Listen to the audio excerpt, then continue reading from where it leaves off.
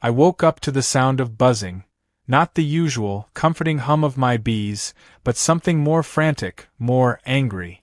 At first, I thought it was just another morning in my little paradise of honeymaking, but then I saw it. My jars. My precious, golden jars of honey. Gone. The wooden shelves where I had carefully placed them were nearly empty, save for a few sticky smudges and a single overturned lid on the floor. My heart pounded as I ran to the window, and that's when I saw her. Karen, my entitled, boundary-stomping neighbor, smugly loading the stolen jars into her SUV like they were groceries she had paid for. She didn't even bother to sneak around. No guilt, no hesitation. She wiped a smudge of honey off the lid with her sleeve, licked it off her finger, and smiled. The audacity of that woman could power a city. My hands clenched into fists, and a dozen possible reactions raced through my mind. Call the cops? Confront her? Release the bees? The last option seemed extreme, but at that moment, I wasn't against a little nature-backed justice. Karen had always been a thorn in my side. She was the type who thought fences were just suggestions and other people's property was up for debate. She had taken my garden tools, borrowed my wheelbarrow for months, and once even threw a party that ended with a broken gate and an overturned beehive. That day, I had to chase down a cloud of bees for hours, calming them like an overworked mother. But this was a different level. My honey wasn't just some backyard hobby, it was my livelihood, my pride, my passion. And Karen had stolen it like it was a free sample at the grocery store. I stormed out the back door, fully prepared to unleash the kind of verbal wrath that would make a sailor blush, but by the time I reached the driveway, she was already backing out, waving at me like we were old friends. "Thanks for the honey," she called, flashing her too white, too fake smile. "It's amazing. You should really sell it at the farmer's market." I stood there, stunned, my brain trying to process the sheer level of Karen-ness I had just witnessed. Sell it at the market? Sell it at the market? She had stolen my honey and was now giving me business advice? As her car disappeared down the road, my mind went from shock to strategy. I wasn't just going to let this go. No, no, no. I had a rule. Mess with my garden, I'll scowl at you. Mess with my bees, I'll give you a warning. But mess with my honey? You just declared war. I walked back inside, my anger simmering into something sharper, something more focused. If Karen wanted honey so badly, I'd make sure she got it, just not in the way she expected. I had an idea, a beautifully ironic, slightly evil idea. But first, I needed to check on my hive. The bees were restless, their usual gentle buzzing tinged with irritation. They could tell something was off. Maybe they had felt the disturbance in their sacred honey supply, or maybe they just sensed my mood. Either way, they were with me. I leaned against the hive, looking out over my backyard, formulating the plan. Karen was predictable in the worst way. She took without asking, assumed she was above consequences, and never, ever admitted when she was wrong. That was about to change. Because if she loved my honey so much, I was going to give her more than she could handle. The first step? A little preparation. I needed the special honey, the one infused with a certain blend of natural pheromones. Normally, I used it to help guide lost bees back to their hive, but today it had a new purpose. That night, I barely slept. I kept imagining Karen's face when she realized what was happening, the slow, dawning horror as she realized the bees weren't just visiting. They were targeting. I was giddy with anticipation. The next morning, I set my trap. I left the jar in the usual spot, right on the shelf where she had stolen from before. I didn't even bother hiding it. If there was one thing I could count on, it was Karen's greed. And sure enough, by noon, she had struck again. But this time, things would be different. An hour later, as I sat on my porch with a cup of tea, I heard it, the distant, high-pitched shriek of someone in distress. I set my cup down and walked to the fence, peeking over just in time to see Karen flailing wildly in her backyard, her brunch guests scattering in terror. The bees had arrived. At first, it was just a few, drawn by the irresistible scent of the honey she had so generously smeared all over her charcuterie board. But then, as if summoned by the universe itself, more began to arrive. Dozens. Hundreds. Karen was screaming, running in circles, knocking over tables and bowls, her perfectly curated backyard descending into chaos. I watched as she tried to swat them away, which, of course, only made them angrier. Her guests were fleeing, shielding their mimosas as they sprinted for the house. One man dove into the pool, a dramatic leap worthy of an action movie. Another tripped over a chair and rolled into a hedge. Karen? She was still running, still flailing, still absolutely covered in bees. I should have felt bad. Really, I should have. But as I stood there, sipping my tea, watching karma do its thing, I couldn't help but smile. It was beautiful. Poetic. Justice in its purest form. And the best part? This was just the beginning. Karen had no idea what was coming. After watching her flee from her own brunch like a villain in a cartoon, I knew one thing for certain. This wasn't over. Karen never backed down, never admitted defeat. She wasn't the type to learn from her mistakes. No, she was the type to get angry, to blame others, to seek revenge. And I had no doubt that after she finished icing her stings and wiping the remnants of her disaster brunch off her overpriced yoga pants, she would be plotting her next move. Which meant I needed to be 2 steps ahead. The thing about dealing with people like Karen was that you couldn't just win once. You had to win in a way that made them never want to play the game again. And that required a level of patience, strategy, and just the right amount of chaos. Fortunately, I had all 3. I spent the rest of the day fine-tuning my plan. Karen thought she could take my honey without consequences, so I decided it was only fair to give her what she wanted, just with a little bonus she hadn't anticipated. My bees weren't just regular bees. They were disciplined, intelligent, and most importantly, they were mine. Over the years, I had learned how to work with them in ways most people couldn't even imagine. I prepared another special jar, but this time, I upped the ante. The honey wasn't just infused with pheromones. It had a particularly potent blend, one that would make Karen the most interesting thing in any area with bees. This wasn't just about attracting a few curious visitors. This was about making her an unavoidable beacon. I left the jar in the same spot, predictably within reach, and waited. Sure enough, Karen took the bait. She must have waited until she thought I wasn't home, but I knew better.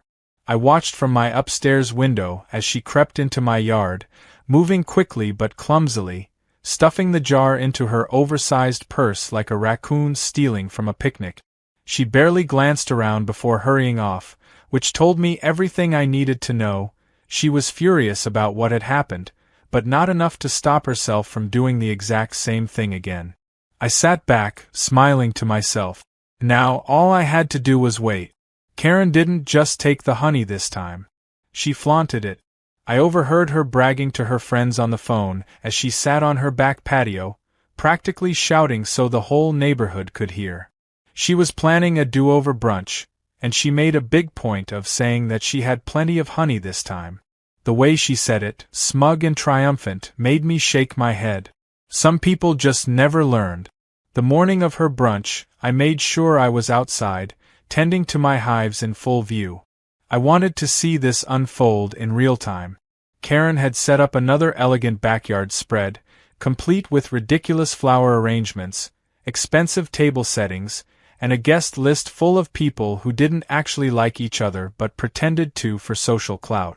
The honey was placed front and center, drizzled over pastries, mixed into drinks, showcased like a trophy. For the first few minutes, everything seemed normal. People were eating, laughing, pretending to enjoy each other's company. But then it started. 1 bee. Then 2. Then 5.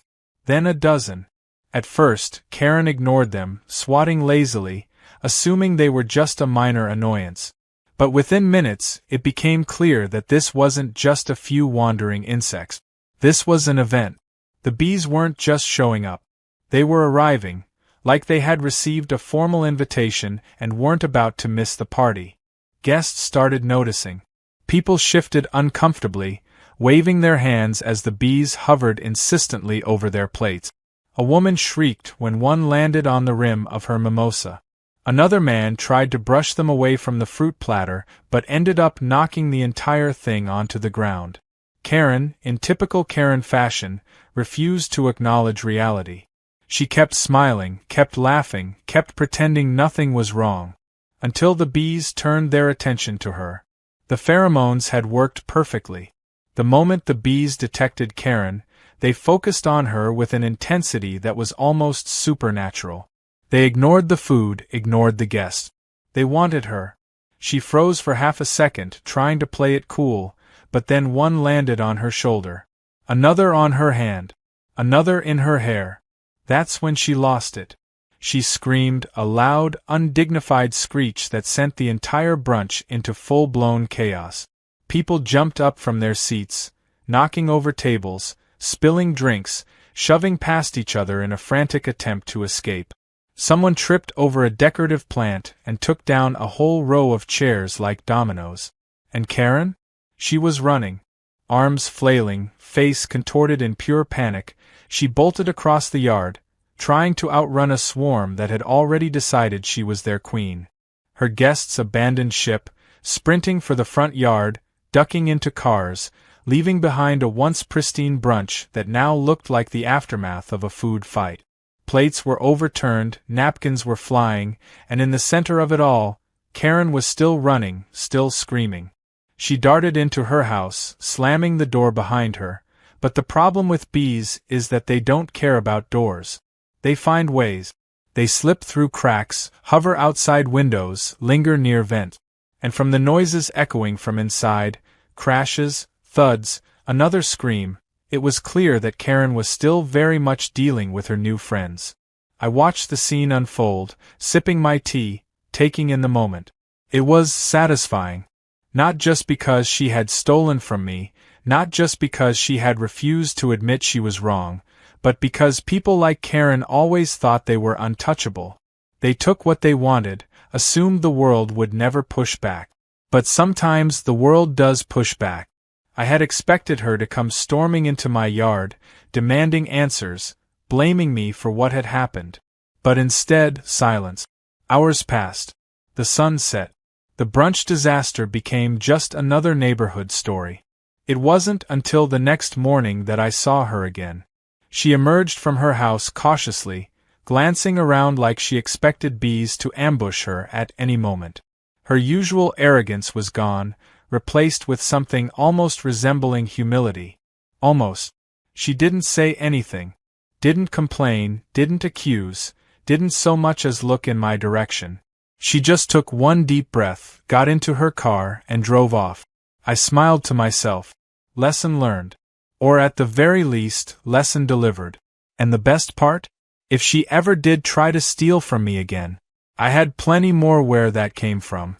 For the first time in what felt like forever, Karen avoided me. No dramatic confrontations, no fake pleasantries, not even a passive-aggressive comment about my garden being an eyesore. It was almost eerie. She barely left her house, and when she did, she moved quickly, constantly glancing over her shoulder as if the bees were still lurking, waiting to strike. I had expected some kind of retaliation, maybe an over-the-top complaint to the homeowners association or a vague threat about calling animal control, but instead, I got silence. That should have been my first warning. A few days passed, and just as I was beginning to enjoy the rare peace, I found an envelope taped to my front door. The second I saw the fancy, embossed lettering on the front, I knew it was trouble. Nobody sends good news in an envelope that looks expensive. With a sigh, I tore it open and pulled out a stack of neatly printed papers. And then I saw it. Karen was suing me. For emotional distress. For negligence. For damages. I had to read it twice just to make sure my eyes weren't deceiving me. She was claiming that my bees had recklessly and intentionally attacked her, that I had orchestrated an unsafe environment, and that, somehow, I was responsible for the disaster that had unfolded in her backyard. The woman who had stolen from me, who had trespassed on my property multiple times, was now trying to drag me into court over bees. I let out a slow breath, resisting the overwhelming urge to laugh. This was classic Karen. When she couldn't win, she whined. When she couldn't control a situation, she turned it into a spectacle. And now, she was trying to flip the narrative, painting herself as the innocent victim of a bee-based attack. But here's the thing about Karen, she always underestimated people. She assumed everyone around her was either too stupid, too weak, or too afraid to fight back. And that was her biggest mistake. I grabbed my phone and called my lawyer, a no-nonsense woman named Lisa, who had the patience of a saint and the bite of a wolf. She listened to the details, sighed in a way that told me she wasn't even remotely surprised, and then said exactly what I wanted to hear. She doesn't have a case. If anything, you do. That was all I needed to hear. A week later, I found myself sitting in a small courtroom, watching as Karen, wearing a neck brace that I was certain was just for dramatic effect, recounted her trauma. She dabbed at her eyes with a tissue, acting like she had survived some kind of horror movie rather than a minor inconvenience caused entirely by her own greed. "They chased me," she whined, voice trembling just enough to sound rehearsed. "I couldn't escape. It was a nightmare." I folded my arms, waiting for my turn to speak. The judge, a middle-aged man who looked like he had dealt with more than his fair share of ridiculous cases, turned his tired gaze to me. "Do you have a response to these allegations?" I stood, cleared my throat, and smiled politely. "Yes, Your Honor. I have security footage." The room went silent. Karen's face froze mid-fake sniffle. I reached into my bag, pulled out a USB drive, and handed it to the bailiff. Seconds later, the video began playing on the courtroom's monitor. There was Karen, sneaking into my backyard, stealing the honey, and smirking like she had just won the lottery. The footage was crystal clear. It showed her rummaging through my shelves, tucking jars into her purse, and walking away without a hint of remorse. And then, for added effect, I had included a second clip, the brunch disaster. The court watched as Karen screamed, flailed, and sprinted through her yard while guests toppled furniture and dove into pools. It was chaos in high definition, and the best part? The bees weren't attacking. They were just there, drawn to the honey she had so enthusiastically smeared over everything. When the video ended, the judge leaned forward, rubbing his temples as if he had just developed a massive headache. "Miss Karen," he said, his voice dripping with exhaustion, "I have a few questions." Karen shifted in her seat, clutching her tissue like it was a lifeline. "Why, yes, Your Honor? Did you, or did you not, steal honey from the defendant?" Karen opened her mouth, then closed it. Opened it again, then let out a strangled noise that sounded like a mix between a cough and a whimper. The judge sighed. "I'll take that as a yes. And did the defendant, at any point, send the bees to attack you?" I mean, Miss Karen." She deflated like a balloon. "No, Your Honor." The judge nodded, then shuffled some papers before looking directly at her. "I'm dismissing this case, and I strongly advise you to stay off your neighbor's property unless you want to be dealing with real legal trouble." I had to bite the inside of my cheek to keep from grinning. Karen turned redder than a sunburn, but for once, she didn't argue. She just huffed, grabbed her ridiculous designer bag, and stormed out of the courtroom. I watched her go, shaking my head. Some people never learned. Lisa smirked at me. "Well, that was satisfying." I laughed. "Beyond satisfying." As I left the courthouse, I couldn't help but feel an overwhelming sense of victory, not just because I had won, but because Karen had finally faced real consequences for her actions. It wasn't about revenge. It wasn't about petty payback. It was about standing my ground and making sure she knew that some things weren't up for debate. A few days later, I was out in my yard tending to my hives when I saw her. Karen, standing by her car, looking at me like she wanted to say something but couldn't quite bring herself to. For a split second I thought maybe, just maybe, she was going to apologize. But instead, she scoffed, turned on her heel, and stomped into her house. I smiled, shaking my head. Some people really never learned. As I turned back to my bees, watching them buzz around their hive, I felt a deep sense of satisfaction. The honey was safe. The bees were happy. And Karen? Well, she'd think twice before messing with me again. And if she didn't? Well, I had plenty more honey where that came from.